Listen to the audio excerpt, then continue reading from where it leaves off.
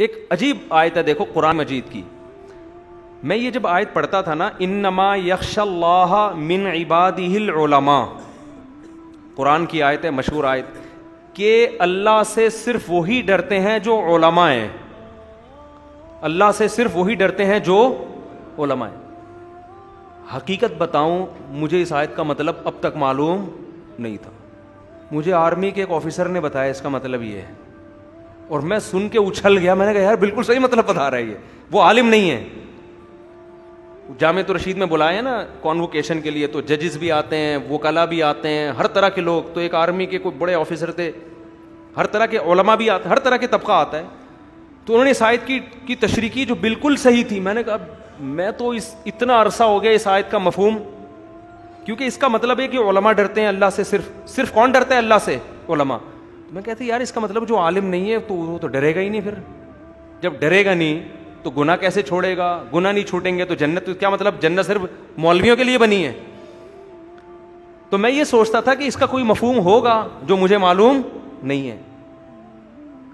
بعض باتیں بہت آسان ہوتی ہیں لیکن آدمی کی کھوپڑی اس طرف جاتی نہیں ہے. وہ کانوکیشن میں آئے تھے, وہ تھے آپ کے ریٹائر کور کمانڈر تھے, کوئی بڑے عالم بھی نہیں تھے. انہوں نے یہ آیت پڑھی, انہوں نے کہا العلماء, اس آیت میں علماء کا مطلب ہے دنیا کا علم جاننے والے. اس آیت میں علماء کا مطلب کیا ہے؟ دینی علم نہیں, بلکہ اتنا انہوں نے کہا. آگے ان کے دلائل دینے سے پہلے ہی, وہ تو دلائل دے دو میں نے سنے ہی نہیں, مجھے فوراً سمجھ میں آ گیا کہ یہ اس دعوے کی صداقت کی دلیل کیا ہے. پھر تو ہماری کھوپڑی خود بھی چلتی ہے نا. جیسے ہی انہوں نے یہ کہا نا کہ اس آیت, دیکھو فوج میں کتنے اچھے اچھے لوگ بھی ہیں, کتنے اچھے اچھے لوگ بھی ہیں, اس سے یہ بھی ہمیں پتہ چلتا ہے. تو یہ جو ہمارے یہاں دعویٰ کیا جاتا ہے نا فوجی سارے ایسے لبرل ہوتے ہیں, ایسا نہیں ہے. آپ جب ملو گے تو آپ کو پتہ چلے گا کہ کیسے کیسے لوگ ہیں. کور کمانڈر لیول کے لوگ تراویاں پڑھا رہے ہیں, صحیح ہے نا. میں نام لے کے بیان کرنا مناسب نہیں سمجھتا. اپنے بیٹوں کو حافظ بنا رہے ہیں, عالم بنا رہے ہیں. ایسے ایسے ہماری فوج میں, یہ جتنی پاکستان کی فوج میں مذہب کا عنصر ہے, اتنی دنیا کی کسی اور فوج میں مذہب کا عنصر آپ کو نظر نہیں آئے گا. 10 خامیوں کے باوجود, میں ان خامیوں کو خام میں صحیح نہیں قرار دے رہا. ایک دفعہ میری ایک کور کمانڈر سے ملاقات ہوئی, انہوں نے کہا کہ اسلام اور پاکستان آرمی کا رشتہ کبھی بھی ختم نہیں ہو سکتا. تو اتنے بڑے لیول کے لوگ یہ دعوے کرتے ہیں, تو اس لیے پروپیگنڈے سے متاثر نہ ہوا کریں. تو انما یخشی اللہ, انہوں نے کہا اس سے مراد کیا ہے؟ وہ لوگ ہیں جن کے پاس سائنس کا علم ہے, دنیا کا علم ہے, صرف وہی اللہ سے ڈرتے ہیں. ان کا یہ کہنا تھا. میں نے کہا یار اس بندے نے یہ بات کی, یقیناً کوئی دلیل ہوگی. تو میں نے فوراً آیت کے پچھلے حصے کو پڑھنا شروع کر دیا. ایک دم میری سمجھ میں آ گیا. میں نے کہا, میرے منہ سے نکلا سبحان اللہ. بھائی میرے منہ سے کیا نکلا؟ میں نے کہا یار اس بندے نے مسئلہ حل کر دیا میرا. کیسے؟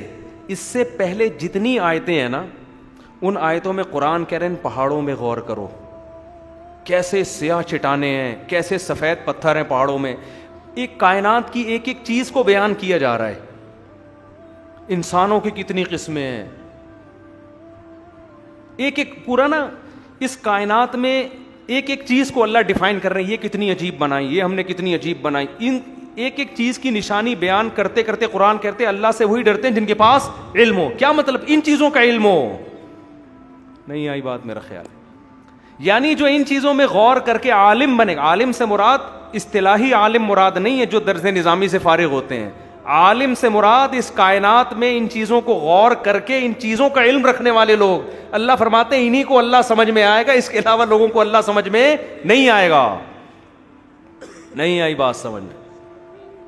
اس سے پتہ چلتا ہے کہ خدا کی معرفت, خدا کی محبت حاصل کرنی ہے تو سائنس اور ٹیکنالوجی کا علم آپ کو خدا سے دور لے جانے کے بجائے قریب. تبھی تو قرآن بار بار انہی چیزوں میں غور کا حکم دے رہا ہے کہ ان چیزوں میں غور کرو. قرآن یہ تھوڑی کہ مولویوں میں غور کرو جا کے, ٹھیک ہے. آپ کہہ سکتے ہیں کہ ہم قرآن میں غور کریں گے تو ہمیں اللہ سمجھ میں آئے گا, ہم سائنس میں غور کر کے نہیں آئے گا. ہمیں کس میں غور کر کے آئے گا؟ قرآن میں. یقیناً قرآن میں. لیکن جب قرآن میں غور کریں گے تو قرآن کہاں لے کے جائے گا آپ کو؟ سائنس کی طرف لے جائے گا قرآن آپ کو. تو قرآن میں غور کر کے جو اللہ کی معرفت بڑھتی ہے نا, وہ اس لیے بڑھتی ہے کہ قرآن آپ کے زاویے کو کیا کر دیتا ہے؟ سیدھا کر دیتا ہے. جب آپ یونیورسٹی میں بیٹھ کے سائنس میں غور کر رہے تھے تو اللہ آپ نے اپنی ڈکشنری سے نکال کے بیٹھے تھے. آپ مذہب کی نفرت لے کے بیٹھے تھے. سمجھتے ہو؟